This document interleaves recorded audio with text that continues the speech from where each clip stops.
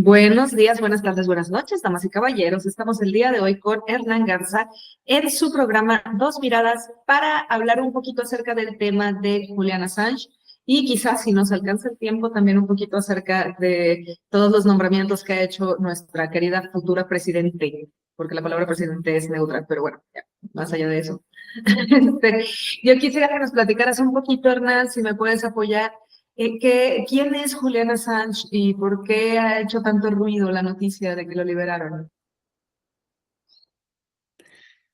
Claro que sí, Julia, qué gusto saludarte nuevamente, estar en contacto con tu auditorio, con tu audiencia.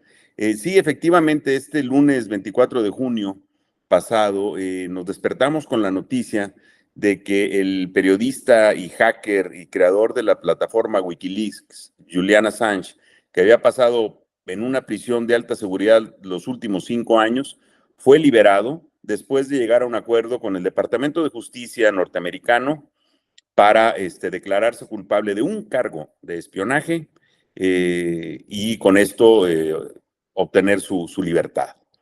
¿Quién es Julian Assange? Julian Assange es una persona de 52 años de origen australiano que se dedicó durante mucho tiempo, es experto programador, a hackear sistemas, a obtener información alrededor de vulnerar computadoras y archivos digitales electrónicos. Y en 2006 salta a la fama con la creación de una plataforma que llamó Wikileaks. Wiki, que viene de Wikipedia, esta palabra que habla de la colaboración, y leaks por filtraciones. Es decir, hizo una plataforma abierta al público para que quien tuviera alguna información confidencial, una información que hubiese obtenido, que estuviera de alguna manera resguardada y lo hubiera obtenido, se pudiera publicar a través de su plataforma. Fue un revuelo enorme. Entre 2006 y 2010 liberó una cantidad de información impresionante en temas de seguridad nacional, en temas de la guerra en Irak o en Afganistán, cables diplomáticos que en su parte tocaron a México, y quisiera ahondar porque el impacto que tuvo en México la plataforma Wikileaks fue enorme y tiene que ver con el fraude de 2006, lo que en su momento el candidato Andrés Manuel López Obrador llamó como el complot. Ese complot que hubo en su contra en las elecciones de 2006, ese complot fue corroborado a través de la plataforma de Wikileaks. Pero luego entramos en ese detalle porque los aprendizajes de eso y las consecuencias de la plataforma todavía no alcanzamos a dimensionarlas, y estamos hablando de filtraciones que ocurrieron entre 2006 y 2010. Entonces, con esa noticia nos levantamos este lunes 24.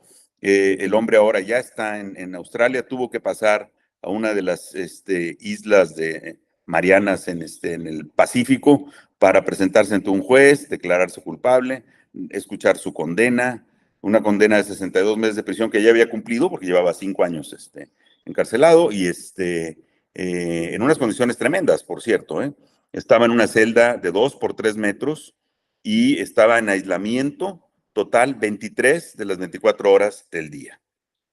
No lo podemos culpar por haber aceptado este trato, porque pues era una situación insostenible para cualquier persona, y ahorita se abría una coyuntura por las elecciones en Estados Unidos. Hoy tendremos debate, hoy jueves, entre el candidato Biden y el candidato Trump, y la postura tan débil de Biden desde todos los ángulos ante un Trump que parece que nada le hace daño, le presentaba esta oportunidad al gobierno de Biden para liberar a un hombre que tiene mucho prestigio a nivel mundial. No sé si me perdí un poco para alguien que no conozca la historia de Julian Assange y Wikileaks, pero esto es básicamente con lo que nos despertamos este lunes, Julia. Ok, no, pues muchas gracias por la información y no me parece que no te perdiste, por lo menos a mi consideración, que yo tampoco tenía como mucho conocimiento de quién es Julian Assange, no sabía que era un hacker, y sí sabía lo de Wikileaks, bueno, fue muy famoso el caso, pero me parece que nos brindas la información adecuada y de manera precisa. A mí de pronto me llama un poco la atención el cómo terminó en prisión, porque hasta donde entiendo no es como que hubiera realmente cometido un delito, no estoy segura de eso. ¿Tú me puedes platicar? Claro que sí, Julia. Realmente lo que hizo Julian Assange no es diferente a lo que los grandes medios globales de comunicación o los periódicos han hecho siempre. Obtener una fuente fidedigna, obtener información de algo que tenga impacto en la sociedad y revelarlo. El problema que tenían con él es que la capacidad de atraer filtraciones de todos lados en un mundo digitalizado a este nivel le representó un problema muy incómodo a los Estados Unidos. Pero dentro de la misma de las diferentes administraciones que estuvieron manejando su caso, se cuestionaban mucho en lo que ellos le llamaron The New York Times Problem, el problema del New York Times. El problema del New York Times con Assange es que no es el New York Times, es The Guardian, es cualquier medio, el Washington Post, obtienen información y la filtran, y este señor estaba haciendo lo mismo, y se lanzaron contra él de una manera despiadada. En 2010 se hizo famoso uno de los videos más reveladores que se liberó con la plataforma Wikileaks, en donde un helicóptero Apache masacra a 12 personas, incluidos 2 reporteros de Reuters, en Bagdad, en un barrio residencial. Son unas imágenes que, bueno, en su momento fueron muy estrujantes y digo, no dejan de serlo. Sin embargo, y esto es parte de lo que también quiero hablar, es que las imágenes que nos han llegado de Gaza en los pasados 8 meses son 100 veces más brutales que esas que vimos y ya nos acostumbramos, ¿no? Pero cuando se revelaron en 2010 fue un tremendo escándalo. Eran unos soldados en un helicóptero con toda la ventaja, atacando gente que no iba armada, gente inocente, y casi ellos en sus conversaciones en radio se escucha como si estuvieran en un videojuego hablando con el control central, pidiendo autorización para dispararles a estas personas. Eso ocurrió en 2010, la presentación del video se hizo en la ciudad de Washington, y ahí empezó la persecución en contra de Julian Assange. De 2010 a 2012 estuvo básicamente moviéndose de un país a otro, continuaba con sus filtraciones. Ahí se revelaron algunas de estas cosas de México que ahorita entramos, que es muy interesante todo lo que ocurrió, pero ahorita quisiera de alguna manera enfocar en cómo fue su periplo. Hasta que en 2012 solicita asilo político en la Embajada de Ecuador en el Reino Unido, en Londres. Y ahí estuvo durante 7 años, hasta que hubo un cambio de gobierno en Ecuador, sale Correa, entra Lenín Moreno, y Lenín Moreno, que es conocido como un traidor, al menos al presidente anterior, Correa, porque lo persiguió Rafael Correa, y él fue su vicepresidente. Entonces realmente cambió por completo el giro de un gobierno a otro en una transición del mismo partido, que cambia por completo. Dentro de las cosas que cambió Lenín Moreno fue la política con respecto a Julian Assange, y básicamente le abrió las puertas de la embajada de Ecuador en Londres para que la policía británica fuera por Julian y lo encerrara en esta prisión de alta seguridad, donde estuvo durante 5 años en estas condiciones que te acabo de mencionar. Así acabó en la cárcel, en un proceso de extradición, que estaba desde luego Estados Unidos pidiendo extraditarlo, y en donde muchas organizaciones de periodistas lo defendieron activamente, levantando la opinión pública en contra de esto, sin resolver de fondo el problema, ¿no? Pero ante esta coyuntura accede a declararse culpable de este cargo, deja abierta la posibilidad para que cualquier otro periódico o cualquier otro periodista que revele información que en algún momento algún país poderoso considere sensible, si no hay un antecedente judicial, porque no hubo un juicio, sí hay un precedente histórico al cual cualquier juez puede adherirse y decir, sí, aquí hay un problema de espionaje.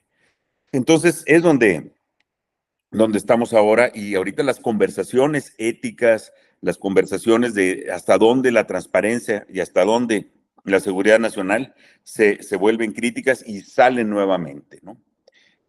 A relucir. Pero yo creo que esos temas, si bien no se han resuelto, ya no son tan importantes como el hecho este que acabo de mencionar, que las cosas que nos reveló hace 10 años Wikileaks, hace 15 años Wikileaks, hoy las vemos todos los días en el caso del genocidio en Gaza y ya nos acostumbramos. No está pasando absolutamente nada con eso. Entonces, ¿qué pasó? ¿Qué efecto transformacional tuvo Wikileaks en toda la sociedad? Desde luego que cambió las relaciones de poder al momento de que la información se volvió ampliamente difundida, información que antes estaba concentrada u oculta, con esta capacidad de distribuirse de esta manera. También la capacidad de cualquier ciudadano con un medio electrónico de subir información a plataformas como Wikileaks. Y si bien Wikileaks a lo mejor ahorita ha encontrado muchos problemas, la realidad es que cualquier medio ya tiene su buzón de filtraciones. Entonces tú puedes ir a cualquier medio, a muchísimos, y decir, encontré esto y ahí lo pongo. ¡Pum! Entonces, eso ha creado una revolución enorme en cómo se adquiere información, cómo se difunde y cómo se interpreta. Todos estos cambios han provocado no que tengamos un mundo mejor, yo creo que es hasta más cínico, porque al tener tanta información tan evidente y acostumbrarse a tantas cosas, y ves que la autoridad sigue ahí y sigue imponiéndose, Israel sigue haciendo lo que le da la gana, los Estados Unidos siguen haciendo lo que les da la gana, platicamos en algunos programas, se destruyen gasoductos entre socios y no pasa nada. Es un tema súper delicado, el nivel de información que tenemos y la incapacidad como sociedad que tenemos, ya deja tú de actuar, de sorprendernos, ¿no? De sorprendernos de estas cosas. ¿Cómo ves, Julia? Pues la doctrina del shock, la doctrina del shock, ya nos tienen todo el tiempo tan alterados que ya no nos pega cuando nos alteran con algo, ¿no? Me da la impresión, a lo mejor estoy mal, pero, o sea, todo esto parece precisamente parte del plan de mantenernos en shock todo el tiempo. Eh, de pronto, a mí, bueno, yo no sé si me sorprende lo que pasó con Julian Assange. Lo que estoy entendiendo que ocurrió con él fue, a final de cuentas, que él estuvo fue víctima de corrupción, fue víctima de juegos sucios, ¿no? Y de traición, básicamente. Eh, pero pues de pronto insisto, no es como que me sorprenda mucho. Estados Unidos tiende a hacer ese tipo de jueguitos. Hace ratito estaba platicando con una amiga justamente eso, que cómo Estados Unidos tiende a anular a los demás. No estábamos platicando de lo que pasó de lo que está pasando con TikTok. O sea que a final de cuentas, Estados Unidos está tratando de banear TikTok. ¿Por qué? Pues porque está creciendo más que ellos, ¿no? Y cualquier cosa que crezca más que ellos la tratan de banear. Y de pronto, pues todas estas filtraciones, a mi consideración, con un nivel político muy importante y muy profundo, eh, mm, pues obviamente iban a tratar de callarlas, ¿no? Ahora yo empiezo a ver cosas como los Guacamaya Leaks, ¿no? Que los Guacamaya Leaks fueron y se escondieron detrás de una máscara y no han dado la cara, ninguno de ellos ha dado la cara, se supone que son varios. Ahora, quién sabe si serán varios o serán cositas que tenía Claudio X guardadas ahí por si acaso, ¿no? Por si las moscas, y pues le resultó. No sé si tú estás de acuerdo conmigo con que parece eso como más bien un plan con maña, porque pues ya le ponen leak a cualquier cosa y ya se vuelve, ya le pone el nivel de Wikileaks, ¿no? Que no lo logran alcanzar con el nivel de información que tenían. O sea, vienen y nos dicen, ajá, el presidente López Obrador tiene un problema renal. Pues es evidente, de esas ojeras, o sea, tiene ojeras de alcohólico sin beber, pobre hombre. Entonces, bueno, no sé, eso es como que a mi consideración. No sé tú qué piensas. pero Julia, es que le das justo al clavo. O sea, no es que, por eso lo dije hace un rato, que tengamos un mundo mejor. Simplemente cambiaron las relaciones de poder con esta plataforma.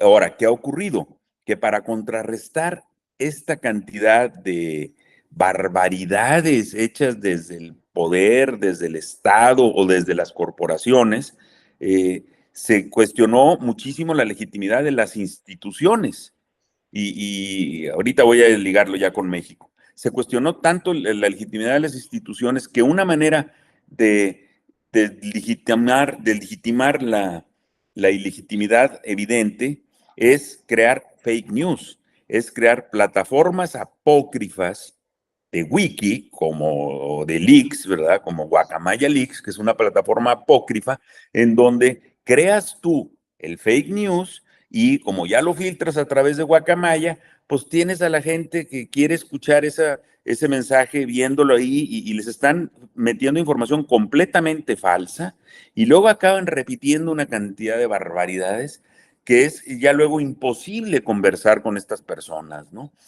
Porque se las creen completas. Entonces, se contrarrestó, digamos, por eso digo que no tenemos un mundo mejor. Se contrarrestó este gran idea revolucionaria que llevó a cabo Julian Assange con más mentiras, más fake news, más manipulación, con todo lo contrario. De tal manera que si todo es igual, entonces no pasa nada. Todos somos iguales. No hay ni buenos ni malos, ¿no? O sea, tú y yo y yo y tú. Pero esas instituciones perdieron su lustre, perdieron su prestigio, como ocurrió en México con el caso del complot. Y vámonos a tocarlo porque es interesantísimo. De hecho, mi próximo artículo va sobre 4 personajes mexicanos que desfilaron por embajadas de Estados Unidos, 3 de ellos por la Embajada de Estados Unidos en México y otro, un ilustre jalisciense, pasó por la Embajada de Estados Unidos en el Vaticano. Y estas 4 entrevistas fueron reveladas a través de Wikileaks. Entonces, muy interesante. Remontémonos a 2006. Fue el año de las elecciones, del 2 de julio de ese año fue las elecciones de Calderón, donde ganó por un margen mínimo sobre Andrés Manuel López Obrador. Fue el año donde se hizo la campaña sucia de AMLO es un peligro para México, donde íbamos a ser Venezuela. Por cierto, ayer que vimos el partido que Venezuela, la Venezuela original, le ganó a la nueva Venezuela, porque en México ya somos Venezuela, ¿no? De acuerdo a algunos de los mensajes de hace 18 años, la nueva Venezuela no sale tan buena como la original y perdimos hasta en el fútbol.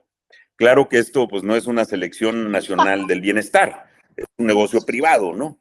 Pero pues ya algunos le atribuyen a AMLO el poder de debilitar a la selección nacional en manos de unos privados, ¿no? Los dueños de los equipos, Azcárraga y compañía, que no dan una. Pero bueno, traen ahí ya ese meme, ¿no? De que ya somos Venezuela porque ya nos ganan en el fútbol. Entonces, en esa época, en 2006, a finales de enero, principios de febrero, según nos revela el primero, voy a deciros en orden cronológico, el primero de los cables es un cable que sale de la Embajada de México o de Estados Unidos hacia Washington para hablar de la visita de un subgobernador del Banco de México que se presentó en la embajada a decir que si llegara a ganar Andrés Manuel López Obrador, la presidencia establecería una serie de políticas iguales o peores que las de Hugo Chávez en México, que se sobreendeudaría, que se devaluaría el peso y esto no sería solo un problema de desarrollo económico, sino de un colapso total de nuestra economía. Esa narrativa que está en el cable de este personaje es la base de la campaña negra de AMLO es un peligro para México. Y si tú ves ahorita esos videos de esa campaña que fue promovida desde luego el Consejo Coordinador Empresarial. Ellos lo patrocinaban en plenas campañas, con un IFE, era todo el IFE, totalmente omiso, porque ni siquiera era de un partido o de otro, simplemente sacó una campaña en contra de uno de los participantes, fue parte del complot del que hablaba, pero nace de esta visita de un subgobernador del Banco de México a la Embajada Americana. Este personaje había sido subsecretario de Hacienda en las épocas de Cedillo, después de que metió la pata con el error de diciembre, y ahí estuvo. Entonces era un tipo que obviamente había estado en todo el manejo de la crisis que luego derivó con el dichoso Fobaproa posteriormente, ¿no? Entonces ese fue el primer personaje. Desde luego el Banco de México es uno de estos organismos constitucionales autónomos que pues dentro de esta narrativa neoliberal pues son puros y prístinos porque están llenos de puros expertos que no dependen de la política y todo ese choro que ya nadie se cree. Pero bueno, organismo constitucional autónomo, subgobernador, ex secretario de Cedillo, que da el planteamiento en la Embajada de Estados Unidos con el cual el Consejo Coordinador Empresarial, no era centro del Consejo Coordinador Empresarial, elabora la campaña AMLO es un peligro para México. Febrero. Mes siguiente, marzo. Aparece en, en el Vaticano Juan Sandoval Íñiguez. Juan Sandoval Íñiguez, arzobispo de Guadalajara y cardenal dentro o sea, es un príncipe de la iglesia, aparece en el Vaticano. Y va y tiene una entrevista en la Embajada Americana en el Vaticano. Tiene una entrevista con unas personas donde les narra, muy preocupado, el auge de diferentes líderes políticos de la izquierda en Latinoamérica. Habla de Lula, habla de los Kirchner, habla de Hugo Chávez, desde luego, con mucha preocupación, y dice, ¿y qué pasa si llega a México? Es que es un problema. Entonces le pide ayuda a través de esta embajada directamente al presidente George Bush para que intervenga en México a hacer que las clases pobres entiendan los beneficios del libre mercado. Y se apunta, obviamente con la Iglesia Católica, diciendo, debemos de ser cuidadosos, pero nosotros podemos ayudar en esta gesta. Ayúdenos, por favor, señor George Bush. Entonces, pues evidentemente, aquí estamos hablando de una intervención extranjera por parte de un príncipe de la Iglesia desde la Embajada Americana en el Vaticano, directamente hablando de esto. Entonces, pues se te empiezan a poner los pelos de punta y dices, oye, lo del complot era cierto. Llevamos dos, pero nos faltan unos todavía. ¿Cómo ves, Julia? Me da mucha risa la precisión de AMLO. Las palabras las elige muy, muy precisamente.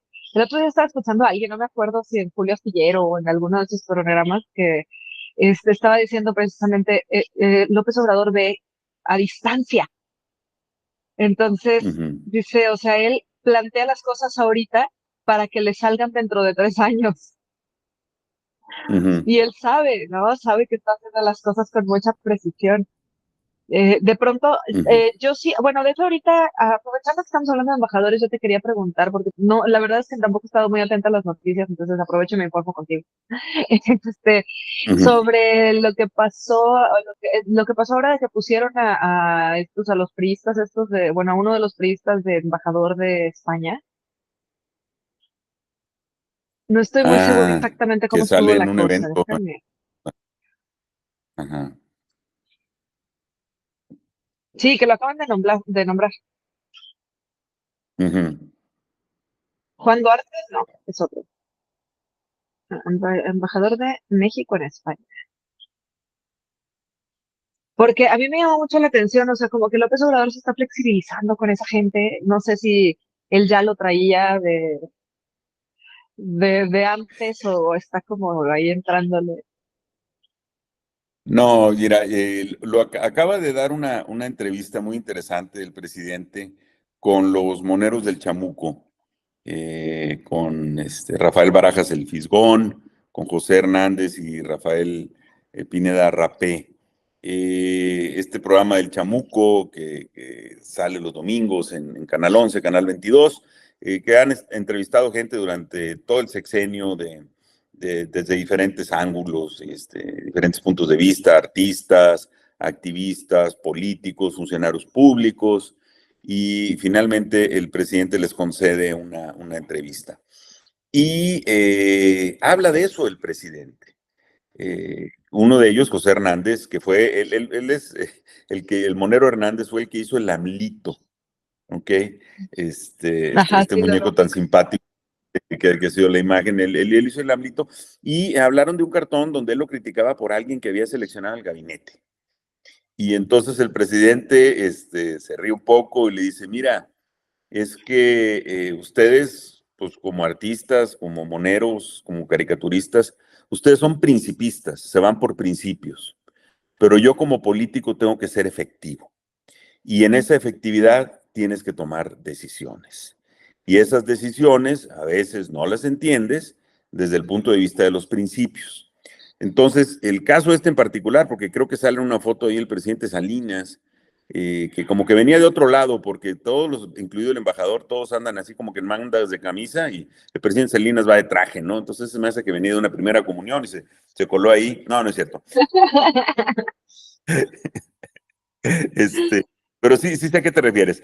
Y es lo que dice. Entonces, yo lo que les recomiendo es échense la entrevista. Realmente dura casi hora y media, pero ya es un hombre que está terminando su encargo y está muy relajado. Puede hablar todo lo que no podía hablar cuando lo estaban fiscalizando el INE por todos lados y se suelta. Y se suelta no solo con una sabiduría política, sino además entregando muy buenas cuentas de dejar un sucesor con el que se siente muy confortable, de haber sacado 5 millones de personas de la pobreza, pero sobre todo de haber cambiado la narrativa de los medios. Y parte de la narrativa de los medios es hacer que los grupos de izquierda se peleen entre ellos, diciendo que violó algún principio de la izquierda de alguien de algún lado, ¿no? Y esto es algo que ha ocurrido siempre en los movimientos de izquierda, ¿no? Dice por ahí, esto se lo he escuchado a Juan Carlos Monedero, pero no sé si él se refiere a alguien más, fundador de Podemos, profesor de ciencia política en España, dice que a las derechas los unen los intereses y a las izquierdas nos dividen los principios.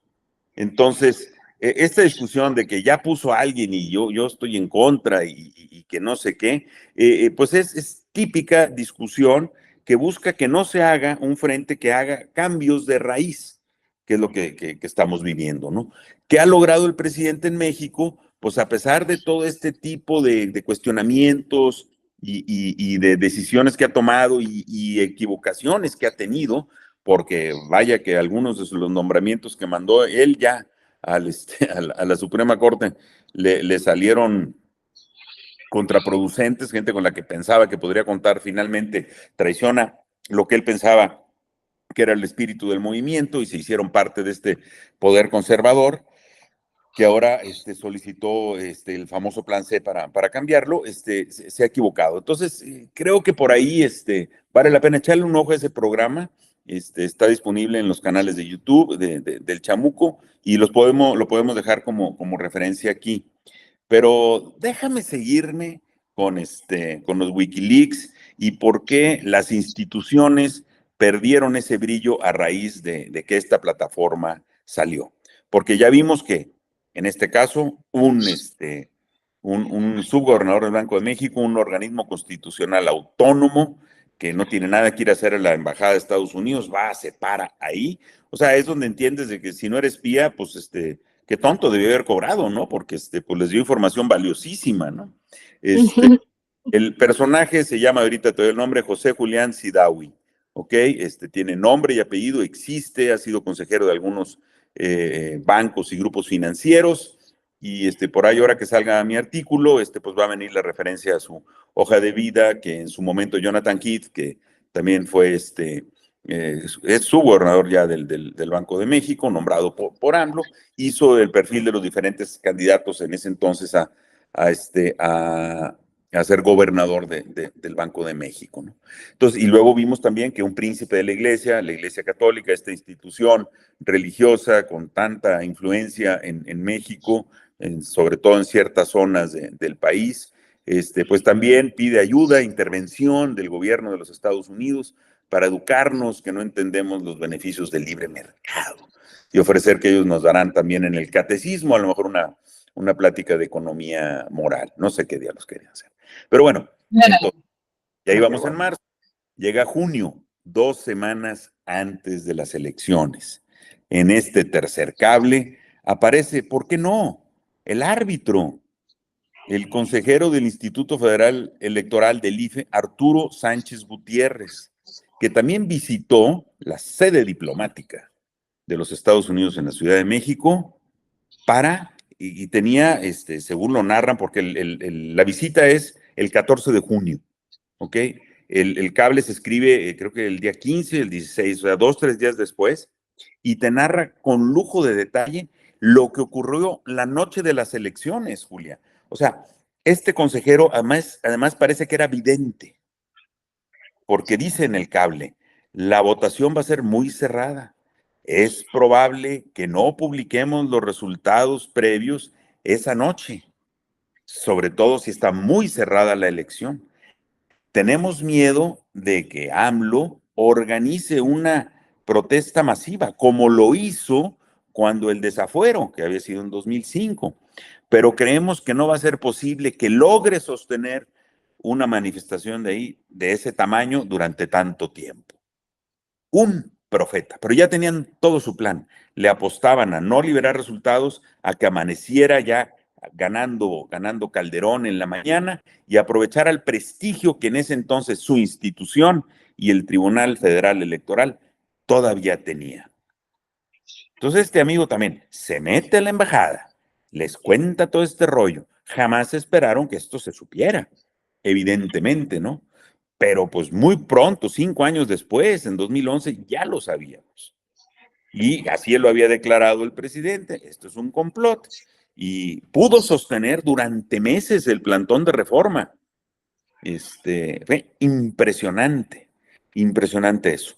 Y entonces ahora tenemos otro organismo constitucional autónomo, en este caso el IFE, hoy INE, de esas que no se tocan, que uno de sus consejeros va y se mete a la embajada norteamericana. Esto es lo que Wikileaks nos dio, esto es lo que Julian Assange hizo en este solo caso, porque hay otros que tocaron a México, sobre todo con la guerra contra el narco de Calderón, que son también muy, muy relevantes. Pero concentrémonos nada más en esto. Entonces llevamos 2 organismos constitucionales autónomos y un príncipe de la iglesia desfilando por la embajada americana, contando netas de AMLO para que nos ayuden, para que intervengan, para decir cómo iban a manejar ellos la elección, en este caso el IFE, cómo lo iban a manejar para que saliera su candidato. En el mismo cable habla de cómo dijo que el PRI iba ya muy abajo y que muy probablemente ya tenían con ellos el acuerdo para que reconocieran el triunfo del PAN a cambio de puestos en el gobierno. ¿Ok? Entonces ya lo tenían todo súper cocinado, nomás faltaba que llegara el 2 de julio de 2006 para que esto ocurriera, ¿no? Entonces, ahí cuando vemos que esto sale a la luz y dices lo que fue una sospecha, lo que fue a lo mejor, hasta se burlaron de que era un complot, que no sé qué, tenía un sustento real en donde los Estados Unidos eran centrales, donde la iglesia era partícipe, donde el Banco de México era partícipe, donde el Instituto Federal Electoral era partícipe. ¿Qué más quieres de evidencia? Pues nos falta el último. Y este personaje vino de adentro del PRD, Julia. Y fue el último de los personajes mexicanos que visitó la Embajada Americana de México ese año, 7 de diciembre. ¿Quién crees que fue? No, el PRD no. Pues agárrate. El fundador del PRD y candidato presidencial en 3 ocasiones, Cuauhtémoc Cárdenas Solórzano. Esta No. supuesta traición, sí, esto lo sabemos de 2011, pero él llegó el 7 de diciembre de 2006, 11 días después de que tomara posesión Felipe Calderón, a hablar mal de AMLO, a quejarse de que la protesta que hizo en Reforma había desprestigiado enormemente al hoy extinto PRD y estaba preocupado por las elecciones municipales y estatales que habría en este caso en el 2007, porque el desprestigio del plantón de Reforma haría que, pues que el PRD perdiera a lo mejor algunas de estas elecciones. Entonces, esta supuesta traición o alejamiento que hubo entre Cuauhtémoc y AMLO también está documentado ahí. Y además, el señor Cárdenas llega y le da un voto de confianza a Calderón, al que reconoce que no conoce bien. No lo conozco bien, pero pues yo creo que va a ser mejor presidente que Fox. Eso fue y dijo la embajada americana, dándole un voto de confianza cuando muchos del partido estaban hablando de que había un presidente espurio. No, y cuando a él hicieron lo mismo, porque además a él hicieron lo mismo y hasta donde yo entiendo él no se quejó. Ese es el punto, Julia. Ya diste en el clavo. O sea, ni modo de no, cuando esto se revela, ni modo de no recordar cómo no peleó nada, no hizo absolutamente nada para contrarrestar el fraude del 88, donde le quitaron la presidencia. No hizo nada, se conformó con que 9 años después fuera electo jefe de gobierno de la Ciudad de México en el 97, por un cambio muy acordado, por un cambio pues más paulatino. Entonces, el rompimiento es de principios también, ¿ok? Pero pues una figura histórica tan fuerte, con un padre como el que tuvo Cuauhtémoc Cárdenas, pues era difícil que se fuera, pero jamás lo acompañó a un evento en el Zócalo, AMLO en la campaña del 2006. No, y creo que Siendo hasta que en donde la yo del entiendo 2000, incluso, siendo que nomás para terminar, siendo que en sí, la no, del 2000 iban juntos, o sea, iba AMLO por la Ciudad de México iba Cuauhtémoc por la presidencia. Fue su tercer intento, ¿no? Entonces, tienes en contra al Banco de México, tienes en contra al IFE, tienes en contra a la Iglesia Católica y tienes en contra a gente de tu partido. Ese era el complot. Cuando se refería al complot, no solo apuntó para afuera, apuntó para adentro.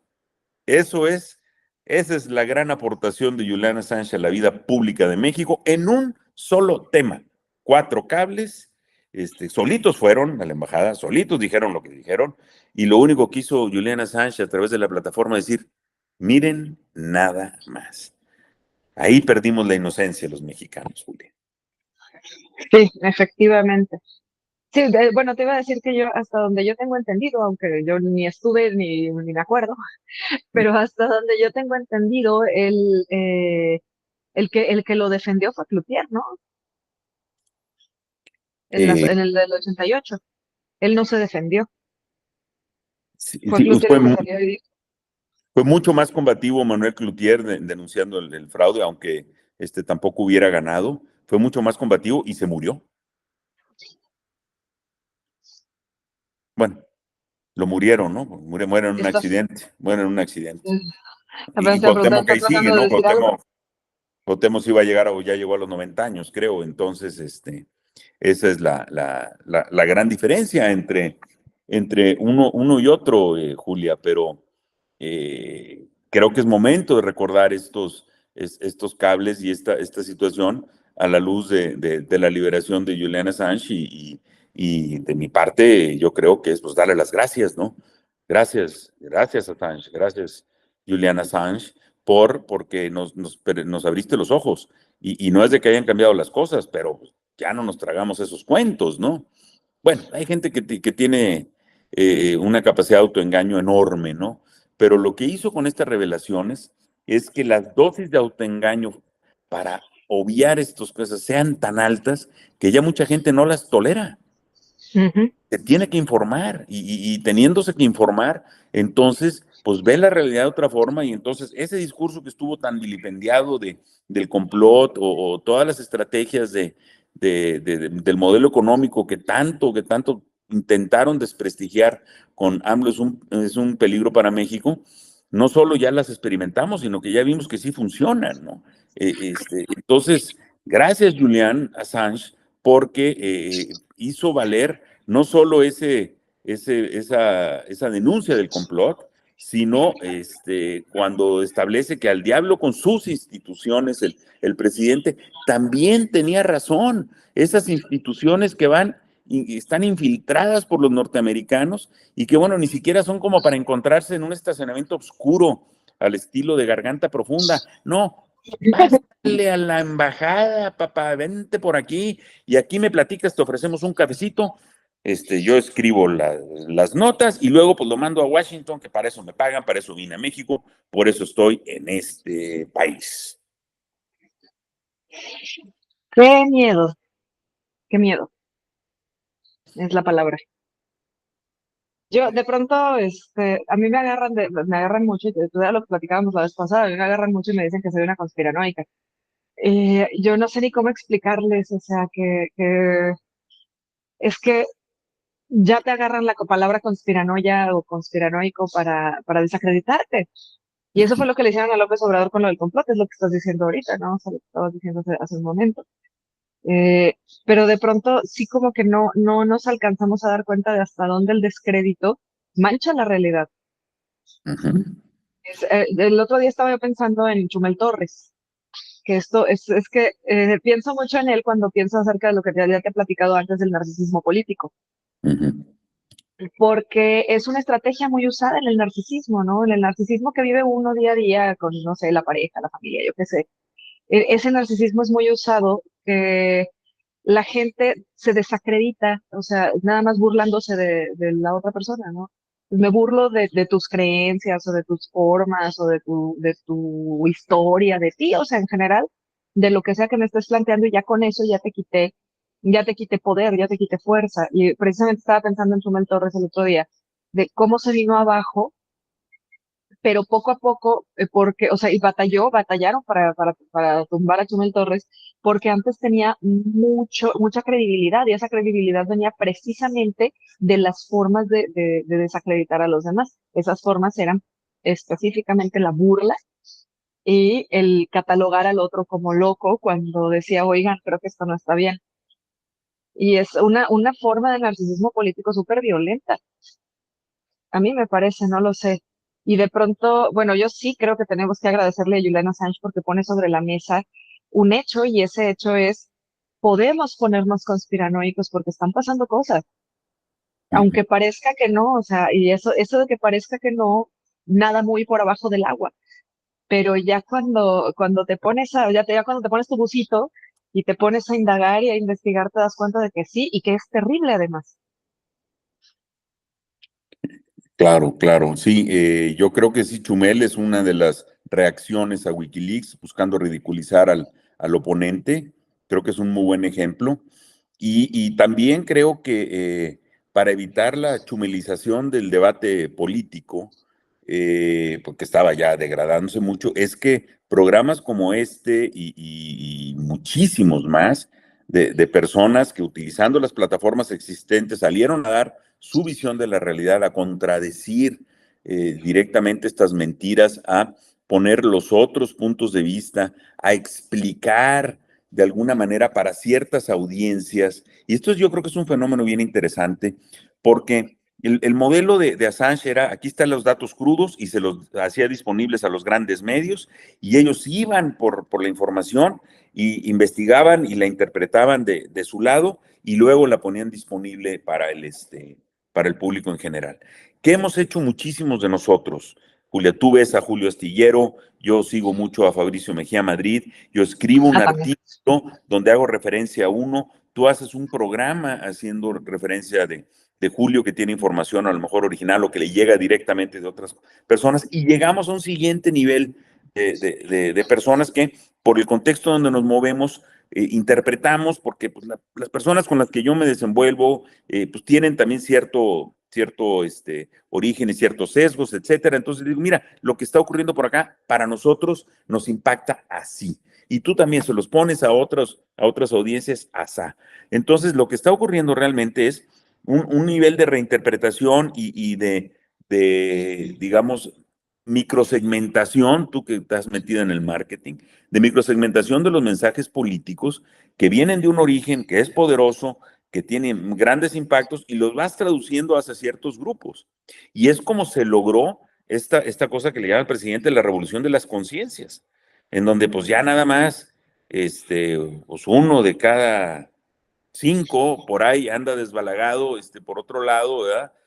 Queriendo creer un discurso que no existe, una realidad que no nos acompaña, y hay 6 de cada 10 están claramente detrás de un proyecto político que busca cambiar las relaciones de poder existentes por una vía pacífica.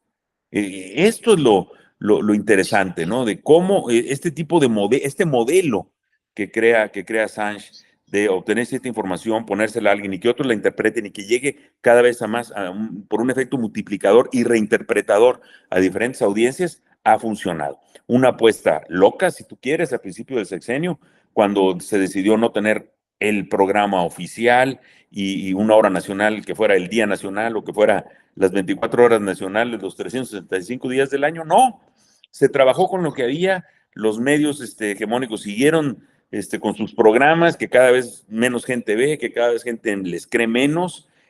Tuvieron que llamar a actores del gobierno y de la 4T como para poder balancear la discusión y que no perdieran interés porque ya estaban en otro planeta. Y la gente fue y votó por donde quiso. O sea, la irrelevancia de los profetas del neoliberalismo ahora les debe generar una frustración brutal, porque van y dicen cosas y pues órale, pues dale 10 pesos, ¿no? O sea, de merolico, ¿no? O sea, porque están así y están con una rabia y un odio que es impresionante, impresionante, cómo perdieron la conexión con la realidad y se montaron un discurso que ese era el oficial del poder económico, que ya no resonó en las personas.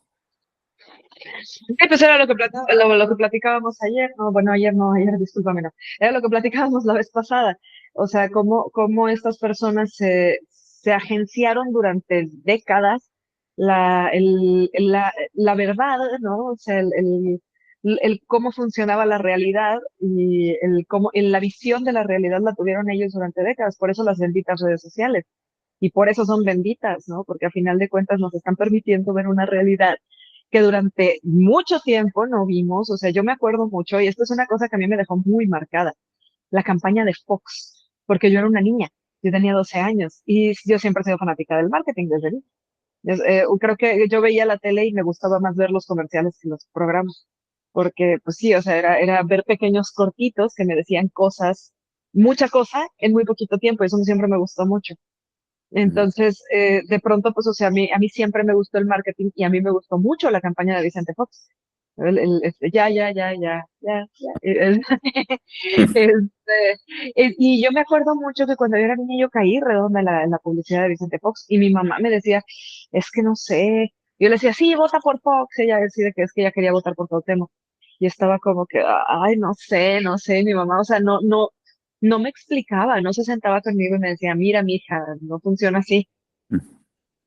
Pero de pronto, porque mi papá sí votó por Cuauhtémoc Cárdenas, pero de pronto sí hubo como mucha lavada de cerebro que se dio por medio de la televisión y en ese momento apenas estaban empezando a surgir, deja tú las redes sociales, porque ni siquiera, o sea, algunas cosas como el High Five a lo mejor, pero eso fue creo que en el 2002, pero ya había Hotmail, por ejemplo, ¿no? Hay Messenger, pero era, o sea, ICQ creo que era lo que más se usaba, que era un chat que era además, nada más para gente que hablaba inglés.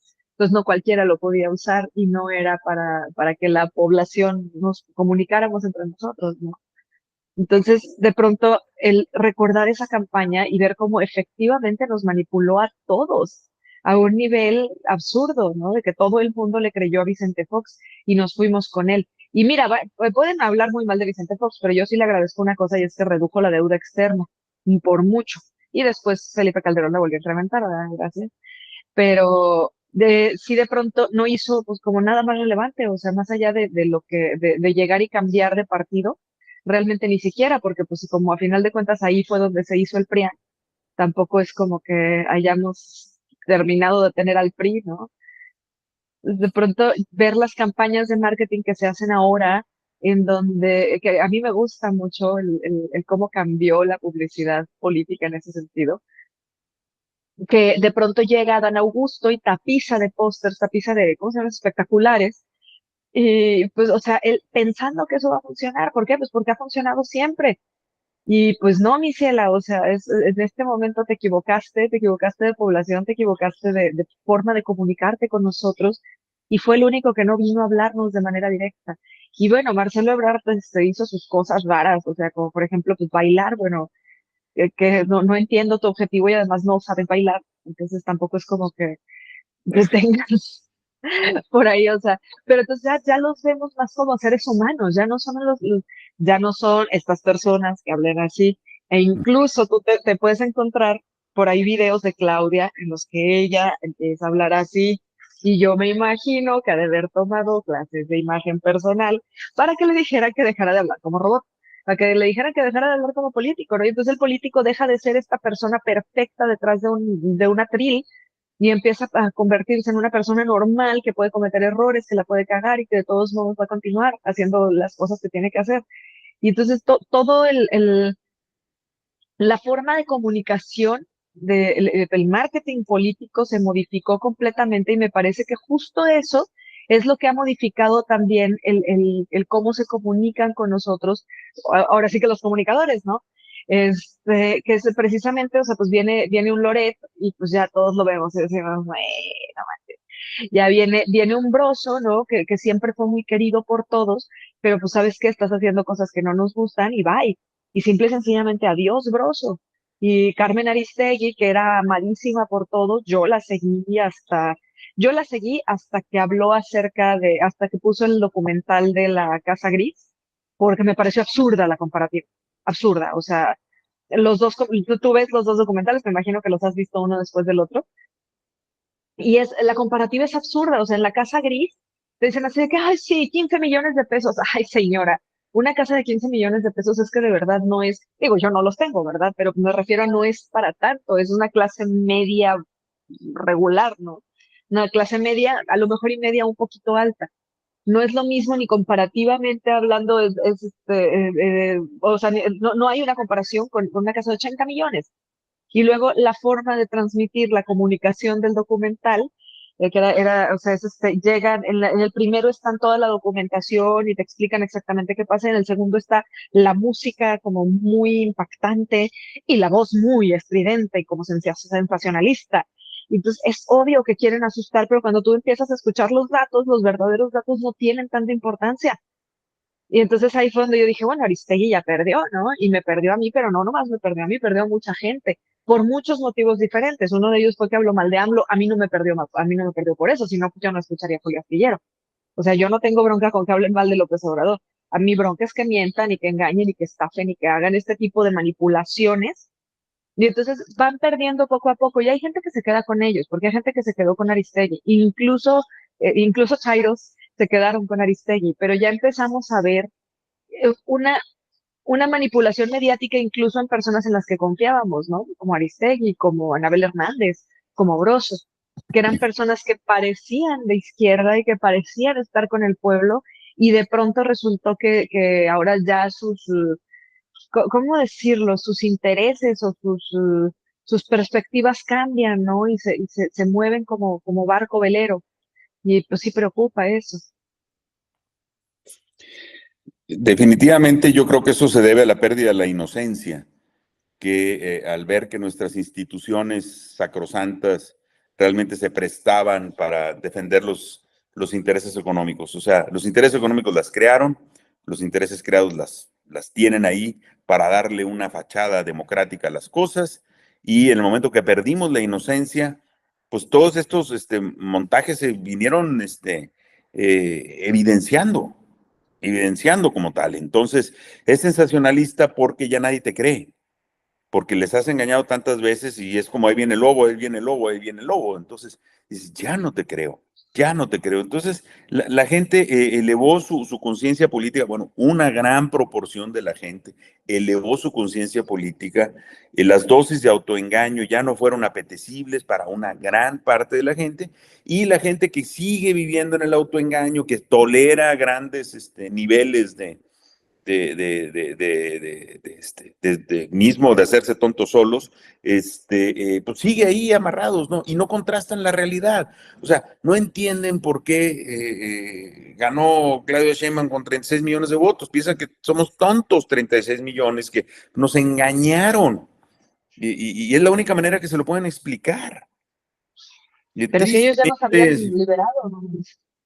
sí, como lo mencionaba el otro día con algunos de mis amigos, o sea, que les decía que todos, de alguna manera, vivimos cierto nivel de autoengaño siempre, dependiendo del tema, ¿no? Y hay unos que son tan tontos que se dejan engañar por ellos mismos, y otros que son tan listos que son capaces de engañarse a sí mismos.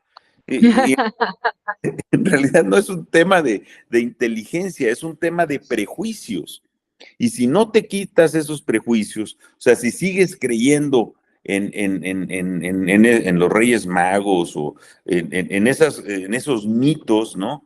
De las organizaciones, los organismos constitucionales autónomos, ¿no? Que son puros y prístinos, están llenos de gente sin intereses políticos, pues claro que no vas a entender la realidad. En el momento que te tumban esa máscara, en el momento que te dicen que Santa Claus no existe, entonces empiezas a entender la realidad, pero ese prejuicio te impide verlo. Entonces, no es de que seas tan tonto para engañarte a ti mismo, tan listo para poderte engañar a ti mismo, o que te dejes engañar, ya no me acuerdo cómo lo dije, sino es que esos prejuicios te impiden verlo. Y a veces quitarte un prejuicio, pues es perder la ilusión de un control que no existe, ¿no? O sea, vamos a la deriva por el universo a una velocidad impresionante, la posibilidad de encontrarnos con algún otro objeto que acabe con la historia del planeta, pues no se desaparece.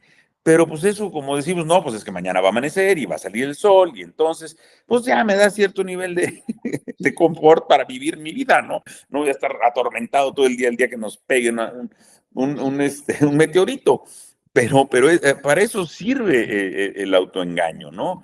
Para decir que la Tierra no se mueve porque yo no siento la velocidad, porque estoy pegado a ella, ¿no? Pero pues claro que está moviendo como loca, ¿no? Y pues si lo tuviera esto en las manos y la capacidad la posibilidad de que se me caiga son altísimas, ¿no? Es bueno, pues porque nunca se ha caído no significa que no se vaya a caer, pero nos ayuda mucho saber que la Tierra no se mueve. Por eso nos sentimos tan mal cuando tiembla, ¿no?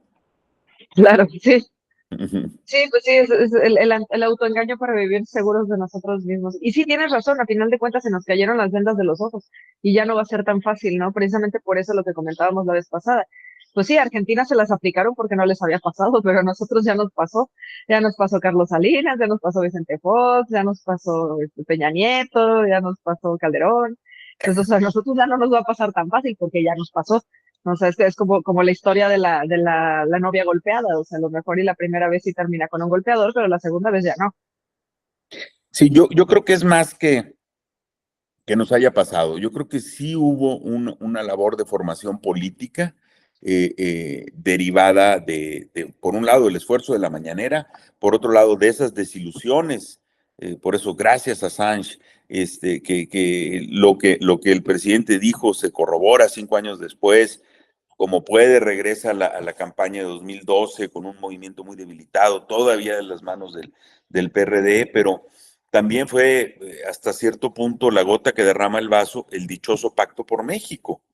Es decir, que el aparato burocrático del PRD se uniera al Pacto por México con todos los diputados que les dio el candidato Andrés Manuel López Obrador. Entonces es una traición fundamental. Y de ahí es donde nace Morena, ya, digo, ya había nacido como movimiento, pero es donde ya deciden, bueno, pues es que hay que ir por nuestro lado. Y eso fue, pues en el Pacto por México se firma el 1 de diciembre o el 30 de noviembre del 2012, ¿no? Un día antes de la toma de protesta de Peña Nieto, cuando Miguel Mancera reprime en la Ciudad de México y Osorio Chong y él hacen una alianza para, para tratar de buscar la presidencia en el 2018 en contra del grupo de Vidigaray. Y entonces, pero pues mientras eso ocurría, Morena en 2014 se constituye como partido con un trabajo de base brutal en donde la doctora Claudia Sheinbaum estuvo yendo casa por casa desde Puebla y es algo que cuentan también en lo del Chamuco. narra una historia que no da el nombre, pero pues obviamente estaba hablando de cómo logran conseguir las firmas para que Morena exista desde 2014, tocando de puerta en puerta, yendo de puerta en puerta a platicar de su proyecto, decir, somos fulanos, estamos en esto, y platica ahí en el programa El Chamuco el presidente, dice, es que se le dijeron a los candidatos, tienes que cubrir de 150 a 200 casas por día. Y además, digo, si te reciben muy bien, pero pues tampoco, si gente afín al movimiento te va a invitar a un café y tampoco tienes tiempo de socializar con ellos porque tienes que ir a otra casa y otra casa y otra casa. Entonces narra de un personaje, que esto sí me hizo reír mucho por la frase que usa, y dice, pues era un intelectual, pero pues lo habíamos adoptado de candidato porque tenía pegue y que no sé qué, pero a la hora que le explicamos esto de que hay que ir casa por casa, dice esta persona, que no queda claro si es hombre o es mujer, dice, es que yo estoy para más. Se me hizo muy simpático. O sea, yo no estoy para ir de casa en casa, yo estoy para dar un discurso, para salir en televisión, para que me placen. No sé qué se imaginaba, pero no se imaginaba un trabajo de lo que los norteamericanos le llaman el grassroots politics, ¿no? Que vas de casa en casa a levantar votos, ¿no? No se lo imaginaba así porque esta persona estaba para más. Y pues no sé, ojalá algún día lo sepamos, ¿no? Pero quien quiera que haya sido, pues yo creo que no más de uno hubiera calificado para sentirse más que ir de puerta en puerta. Pero hoy lo que tienes, pues un movimiento con una base súper sólida, a la cual va a ser muy difícil que la erosionen rápido. No, claro que va a ocurrir, el ejercicio del poder desgasta, etcétera. Pero cuando lo construiste desde abajo, cuando digamos, el presidente Andrés Manuel les dijo, vámonos por ahí podremos sacarle la vuelta al tema de los partidos, darle la vuelta al tema de las campañas. Lo platicábamos el otro día con las famosas giras que hicieron los precandidatos, que no eran precandidatos, el año pasado. O sea, se logró revivir esa plaza pública en donde establecieron contacto directo con la ciudadanía, los diferentes aspirantes, y todos se foguearon, todos terminaron esas no precampañas mucho más fogueados porque el presidente los obligó a ir a la plaza pública. A todos les dio un nivel de entrenamiento brutal que él anduvo en los camiones en Tabasco, se subía en una parada, aventaba su arenga ahí, y lo platica también en el Chamuco, y se bajaba en la siguiente, y pues volvía a tomar el otro tramo, y ahí estuvo. Y cuenta una anécdota, dice, la primera vez que me aplaudieron no tiene idea qué bien me sentí, porque pues todo el mundo va ahí en el camión, dice, van pues con el calorón de Tabasco, cada uno preocupado de sus vidas, ¿no? Y de repente se para alguien ahí a decir no sé qué, y yo una vez arranqué aplausos, dice, no tengo ni idea lo bien que me sentí. Por eso me encantó el programa, porque nos presenta este ser humano que luchó con mucha convicción hasta donde está ahorita, ¿no? Y yo creo que eso es lo que les obligó a los aspirantes, que a lo mejor algunos de ellos sentían que estaban para más, y que se merecían otro, a lo mejor no tener que ir a las plazas públicas de todos los lugares, ¿no? A no sé si lo hicieron, digo, no sé si se sintieron así, pero los obligó a hacer eso y terminaron siendo todos mucho mejores oradores y con mucho mejor impacto. Y al nivel del movimiento lo que logró es que si el aspirante 1 fue a este pueblo y el aspirante 2 al de al lado y el de 3 al de al lado, y algunos coincidieron en los mismos lugares, pero algunos otros fueron a lugares donde solo fue uno de ellos, pero alguien del movimiento estuvo en las plazas públicas de todo el país durante 3 meses. O sea, eso no lo habíamos visto nunca, nunca, nunca. Antes era la gira del candidato del PRI, que se iba por todos lados, y pues hasta historias y películas de cómo eran este tipo de mítines, ¿no? Donde pues estaba el templete, llegaba un personaje que a mí me encanta el nombre, que se le conocía como el jilguero, que era alguien que hablaba antes de que llegara el candidato para levantar los ánimos del público, que muchos de ellos desde luego eran acarreados. Entonces el jilguero aventaba loas a la patria, loas al candidato, y ya que lo tenían más o menos así, pues llegaba el candidato, daba su discurso completamente repetido, ¿verdad? Del anterior, y después de los aplausos se iba. O sea, así era la política antes, así fue en las épocas del PRI. Luego eso se acaba con la televisión.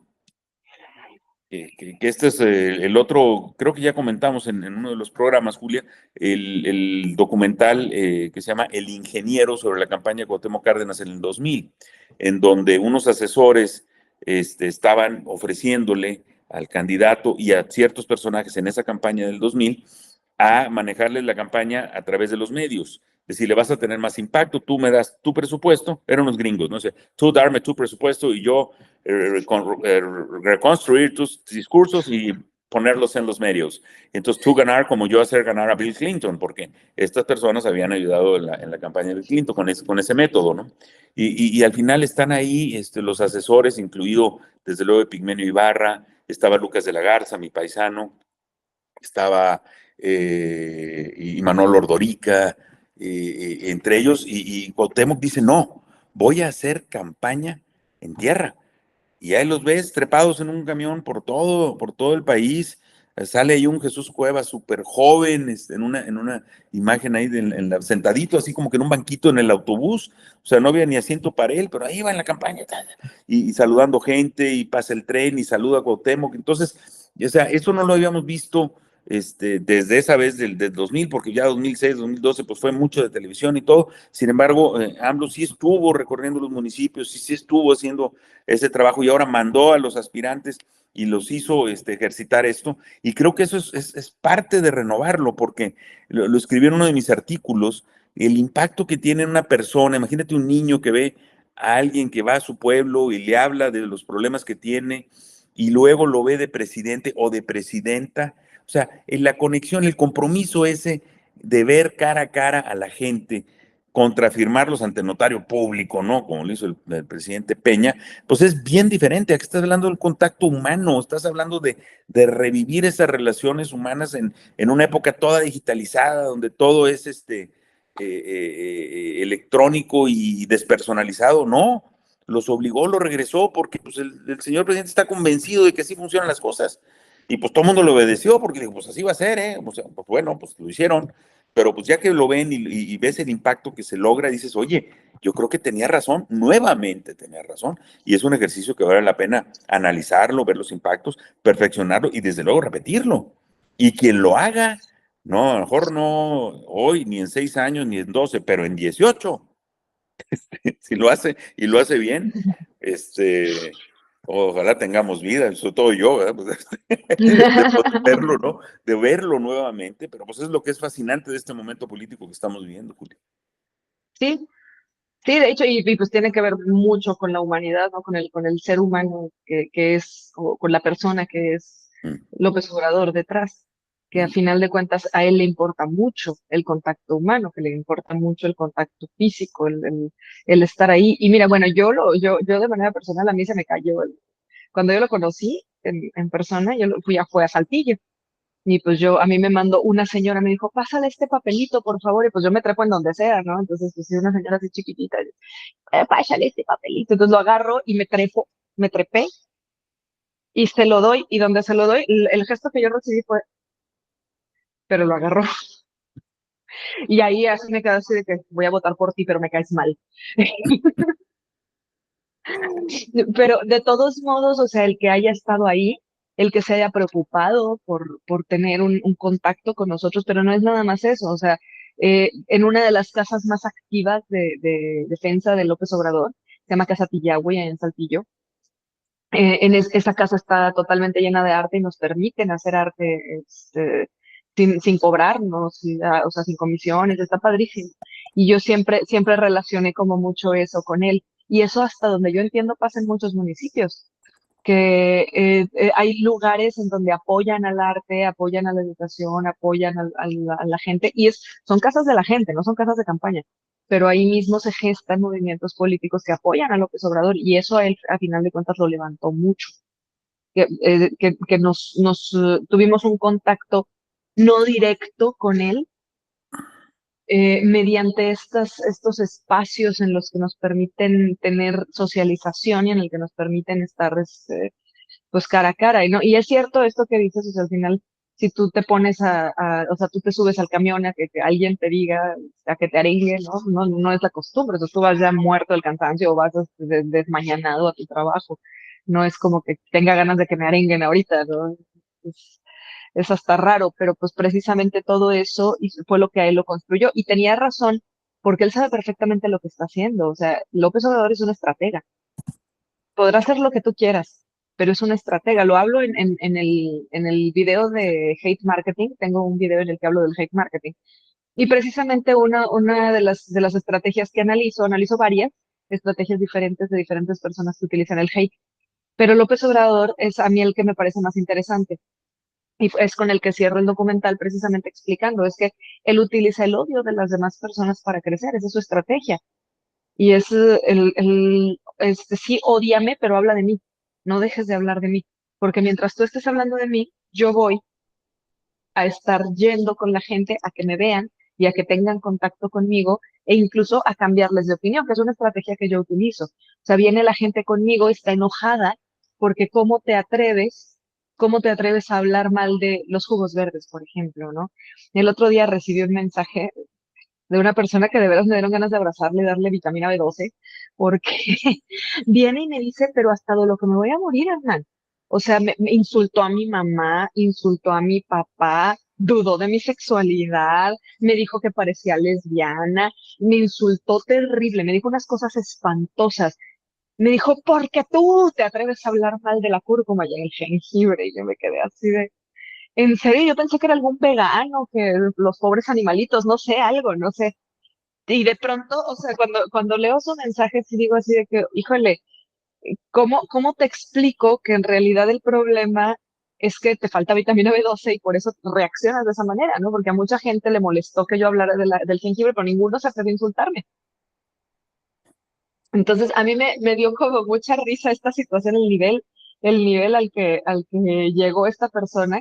Y de pronto me llama también mucho la atención porque a ese mismo nivel llegan con López Obrador, ¿no? Le dicen el cacas, lo insultan, viejo decrépito, le desean la muerte, le dicen cosas horribles, porque no pueden ellos manejar el hecho de que él haya mejorado y haya crecido. Y encima de todo, muchas de esas personas que en algún momento lo insultaron y le llamaron cacas y le dijeron cosas horribles, ahora están de su lado,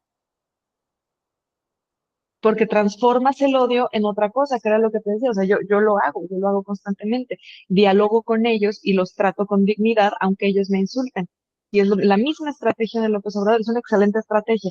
Y esa, o sea, no te voy a decir la copié de él, porque no, pero sí yo la observo de él y yo la utilizo también. Y esa es la estrategia de convertir el odio, abrazos no balazos, convertir el odio en hacerlo, ¿cómo se llama? Profita, pues, convertirlo a tu favor, por decirlo de alguna manera. Entonces, Capitalizarlo.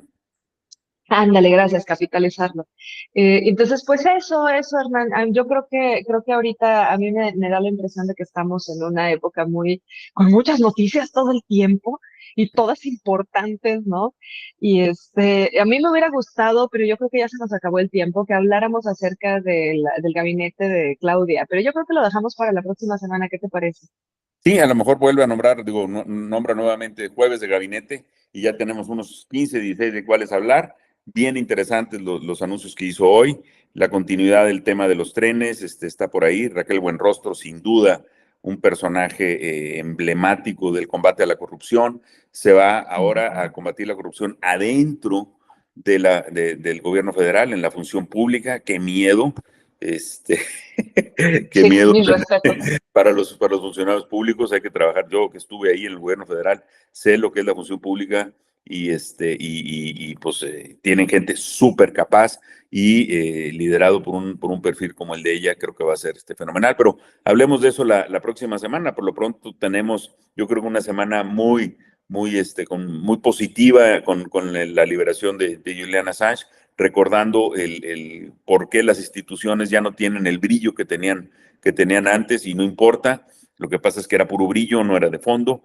Todo es perfectible, todo tiene problemas allá abajo, y pues hay que vivir con eso, madurar, dejar de creer en los santos reyes y vivir con lo que tenemos. Es lo que hay para ahora, Julia. Muchas gracias por tu invitación nuevamente. No, muchísimas gracias por estar aquí y pues nos estamos viendo la próxima semana y continuamos hablando de todos estos temas. Muchachos, muchas gracias por haber estado en este en vivo, por haber dejado su like y por dejar un comentario y compartir este en vivo con sus amigos. Y si no les gustó, por haberlo compartido con sus enemigos. Nos estamos viendo la próxima semana en su programa Dos Miradas.